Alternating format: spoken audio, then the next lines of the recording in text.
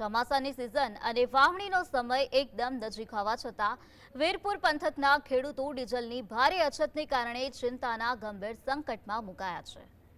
હાલ ખેતરો તૈયાર કરવા માટે રાપ મારવી અને રોટાવેટર ફેરવવા જેવી અગત્યની કામગીરી કરવાનો મુખ્ય સમય છે, પરંતુ ઇંધણના અભાવે ટ્રેક્ટરો ખેતરોમાં જ થંભી ગયા છે।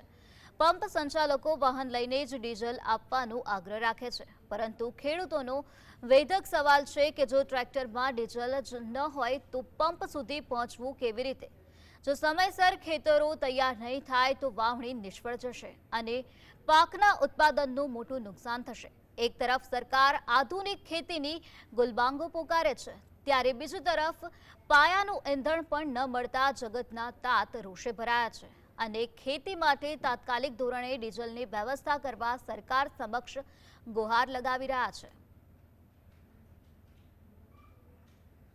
એક તરફ સરકાર એમ કહે છે કે આધુનિક સાધનોથી તમે ખેતી કરો, અને આધુનિક સાધનોથી જો અમે ખેતી કરીએ તો એમાં પેટ્રોલ ડીઝલની આવશ્યકતા જરૂરી છે, તો એને અમારે કેમ પહોંચી વળવું? પેટ્રોલ ડીઝલ તો મળતું નથી, તો સરકારને મારું એવું નમ્ર નિવેદન છે કે જે ખેડૂતને પેટ્રોલ ડીઝલ નથી મળતું એની સુવિધા જલ્દમાં જલ્દ પૂરી પાડે।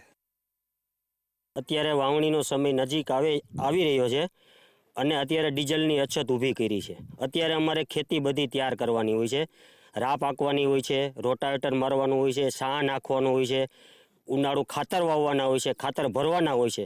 ડીઝલ ન મળવાથી અમારા અત્યારે વાહનો બધા ખેતરે પડ્યા રહ્યા છે કે જો અમારા સાધનો ઊભા રહી જશે અને ખેતી નહીં કરી શકીએ તો અમે વાવેતર પણ નહીં કરી શકીએ, અને વાવેતર નહીં કરી શકીએ તો અમે ઉત્પાદન નહીં લઈ શકીએ। એક તરફ ખેડૂતને તમારે આગળ લઈ જવા છે, તો જો આ જરૂરિયાત પૂરી નહીં કરો તો ખેડૂત પાછળ ધકેલાશે।